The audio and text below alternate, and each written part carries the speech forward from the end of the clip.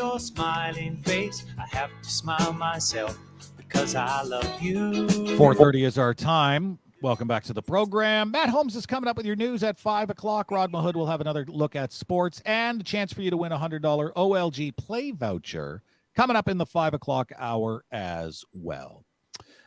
May is Help Kids Shine Month, a campaign that the Niagara Children's Center does every year. And we've been involved, believe it or not, now for 19 years on this campaign. If you'd like to help out, it's simple. Go to the website, helpkidsshine.ca, where you can make a one-time donation, or even better, make a monthly donation. For just $19 a month, you can provide a steady and reliable stream of funding for the Niagara Children's Center that will go a long way into helping families in this region. Almost 6,000 families every year are helped by the fine folks over at the Niagara Children's Center. One of those folks is joining me now.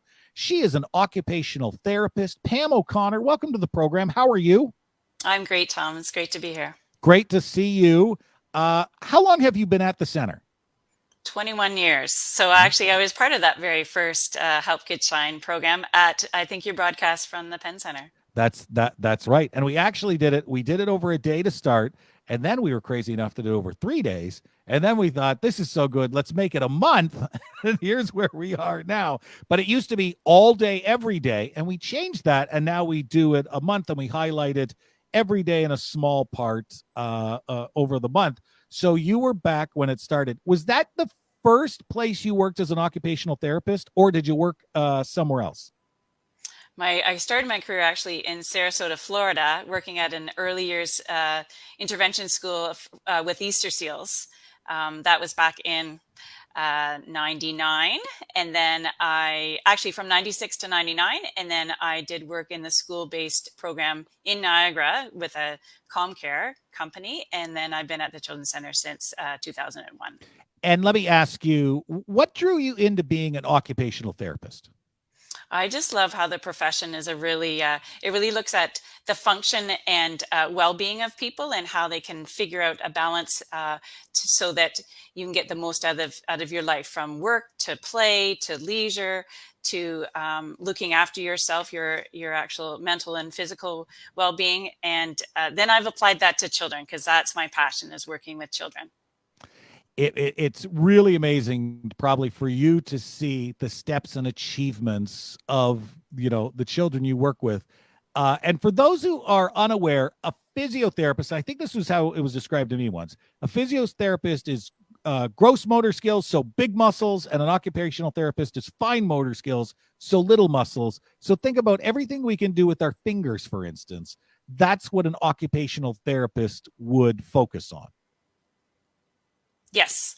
And to expand that further, because with the children, we are also looking at how they're looking after themselves in terms of feeding and dressing, and how they're able to play and interact with their peers. So there's lots of overlap actually with the speech pathologist, also with the physiotherapist, because the children need to be able to use their big muscles in order to use the smaller muscles of their hands, or even for feeding, like the muscles to help with chewing and swallowing, and etc. And then there's also the whole mental health aspect of occupational therapy, that looks at how children can self-regulate and cope with busy situations, or how they can cope with routines in their life, or lack of routine. And so it really looks at the whole child, and teaching parents about how they can help their children be the best they can be in all those facets.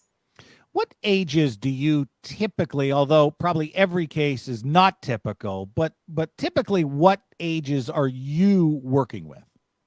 So I have I'm very fortunate to be able to work with the very young children. So often I get the children coming directly out of Sick Kids Hospital or McMaster Hospital,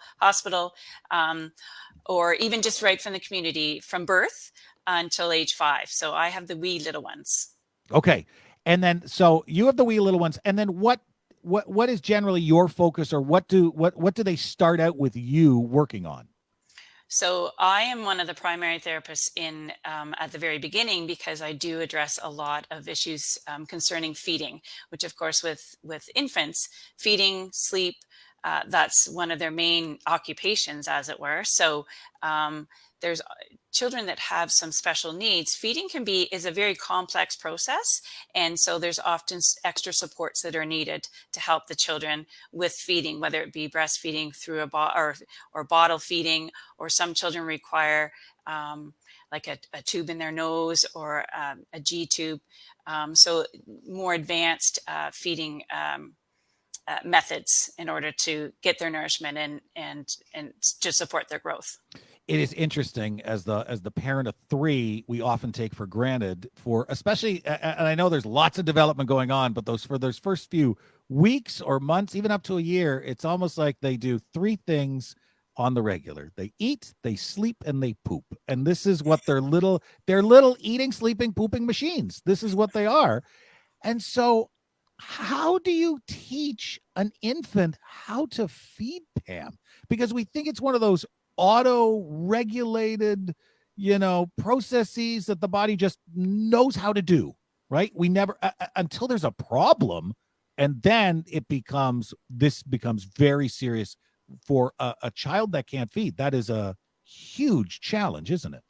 Yes, absolutely. And so that's where I really enjoy, for my job, I work obviously very closely with parents, and it's empowering and teaching parents how to manage the feeding, in terms of, sometimes we have to look at the different the flow of the formula or the breast milk coming out of the bottle, so that the children can manage it easier if it's a little bit slower. So looking at the nipples, the nipple size, the viscosity of the formula or the breast milk, pairing up with community dietitians to see if maybe the child can only take a certain amount at one time, and so they need it to be it needs to be concentrated, so that they can manage just a little bit, but it's sort of going from, say, skim milk to homo milk in sort of layman's terms, so that they were able to gain weight still, but don't have to expend as much energy if you've got, say, a problem with your heart, or that type of thing that needs to be taken into account for these children with some of these challenges. So when we look at, and sorry, you probably know this inside and out, but I'm so fascinated by it, if that's the proper terminology. Is it a musculature? Is it a neurological? Is it a signaling? Like, what is going on that the feeding becomes dysregulated, if you will? It can be a combination of all of the above, really, in terms of often it is motor related, whether there isn't the appropriate muscle tone. A lot of children have sort of lower muscle tone, and then it's much more challenging to develop that functional sucking pattern.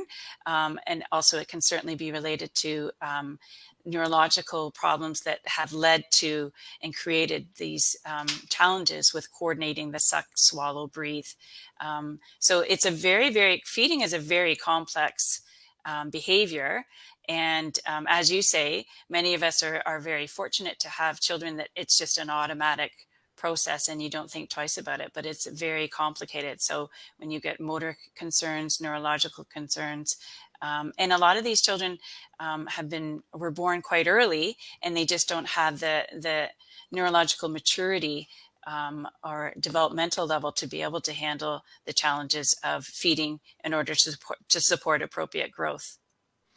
We've talked to a number of families over the years, and some of them have rare diagnoses, right? These conditions where there's only 3 in Canada, or I think the one was there's only 3 in the world.